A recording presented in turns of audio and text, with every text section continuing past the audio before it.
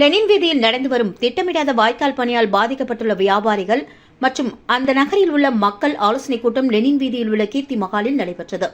Lenin வீதியில் உள்ள வியாபாரிகள், தொழில் முனைவோர் மற்றும் அப்பகுதி முக்கிய பிரமுகர்கள் திரளானோர் கலந்து கொண்டு கருத்துக்களை பதிவு செய்தனர். கூட்டத்தில் பல்வேறு தீர்மானங்கள் நிறைவேற்றப்பட்டது. புதுச்சேரி லெனின் வீதியில் பாதாள சாக்கடை அமைப்புகள் ஏற்படுத்தப்பட்டது. ஆனால் வீடுகள், நிறுவனங்களுக்கு இணைப்பு கொடுக்கப்படவில்லை. பாதாள சாக்கடை இணைப்பு முழுமையாக கொடுக்கப்பட்டுவிட்டால் இந்த பகுதியில் பா வடிவ வாய்க்கால் தேவைப்படாது. எல் வடிவ வாய்க்காலே போதுமானது. திட்டமிடல் ஏதுமின்றி பாதாள சாக்கடை இணைப்பு ஏற்படுத்தாமல் கடந்த 2023ஆம் ஆண்டு நவம்பர் மாதம் லெனின் வீதியின் இருபுறமும் பாவடிவ வாய்க்கால் அமைக்கும் பணி துவங்கப்பட்ட நிலையில் பாதாள சாக்கடை இணைப்பு கொடுக்கும் பொழுது மீண்டும் சாலையை தோண்டி சேதப்படுத்துவதுடன் லெனின் வீதி வியாபாரிகள், மக்கள் பாதிப்பிற்கு உள்ளாவார்கள். எனவே இதனை எதிர்த்து போராட்டம் நடத்தியதை அடுத்து தற்பொழுது பாதாள சாக்கடைக்கு இணைப்பு கொடுக்கப்பட்டு வருகிறது. இந்த பணியின் போது உரிய பாதுகாப்பு ஏற்பாடுகள் ஏதும் செய்யப்படவில்லை.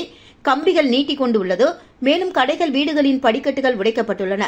இதனால் மக்கள் மற்றும் முதியோர், குழந்தைகள் தினமும் விபத்துகளை சந்தித்து வருகின்றனர். மேலும் மரப்பலகையால் மக்களே வாய்க்காலின் மீது பாலம் அமைத்து சென்று வருகின்றனர்.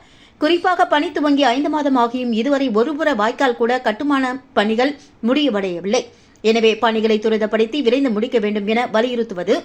பணியால் லெனின் வீதியில் காற்று மாசு மிக மோசமாக உள்ள நிலையில் பணி காலம் முடியும் வரை காலை, மதியம், மாலை ஆகிய 3 வேளையும் சாலை முழுவதும் தண்ணீர் தெளித்து காற்று மாசுவை குறைக்க வேண்டும் என்று வலியுறுத்துவது போன்ற தீர்மானங்கள் நிறைவேற்றப்பட்டது.